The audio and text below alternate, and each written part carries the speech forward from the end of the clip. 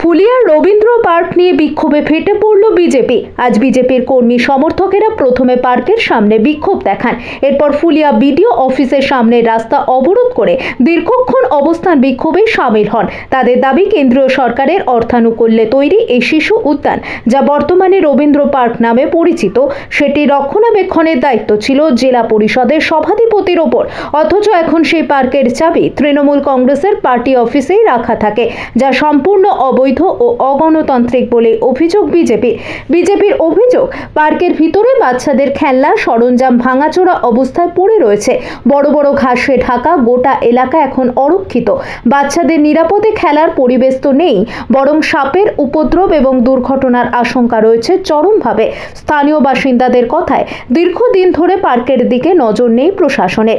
এই বিষয়ে স্থানীয় প্রশাসনের কোনো প্রতিক্রিয়া এখনো পাওয়া যায়নি।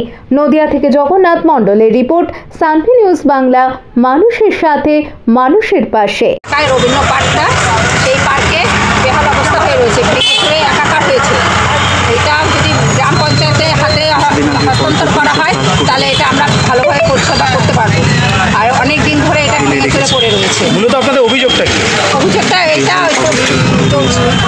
জেলা পরিষদের থেকে এটা করা হয়েছিল, কিন্তু এটার অবস্থা খুব বেহাল।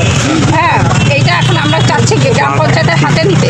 আমাদের গ্রাম পঞ্চায়েতের হাতে নিলে আমরা এটা পরিষেবা ভালো দিতে পারবো। যেটা দেখা যাচ্ছে যে বাচ্চারা, শিশুরা যেখানে পার্কে আসে, সেখানে একাধিক খেলনার জিনিস ভাঙা অবস্থায় রয়েছে। সামনে সমষ্টি উন্নয়ন আধিকারিক দপ্তর, সেখানে একটা সচেতন জায়গা, সেখানে দাঁড়িয়ে প্রাণকেন্দ্রের মধ্যে এত সুন্দর একটা পরিবেশ, সেইখানে ভগ্নতা পরিস্থিতি। এখানে কি কোনো টাকা তছরূপ কিংবা নয় সেরা কোনো ঘটনা ঘটেছিল বিগত? হ্যাঁ, এখানে করেছে তো 34 লক্ষ টাকা এখানে কি করেছে এই পার্কটা। হ্যাঁ, সেই জন্য তো এই বেহাল অবস্থা হয়ে রয়েছে, জঙ্গল হয়ে রয়েছে এখানে। এবং সংস্কার করার পরে এই রবীন্দ্র পার্কের চাবি থাকতো আগে জনরঞ্জন কেন্দ্রে, এখন এটি থাকে কোথায়? তৃণমূলের পার্টি অফিস। তাহলে কি রবীন্দ্র পার্ক তৃণমূলের সম্পত্তি? তৃণমূলের সম্পত্তি নয়, এটা ফুলিয়া টাউনশিপের প্রাণকেন্দ্র। ফুলিয়া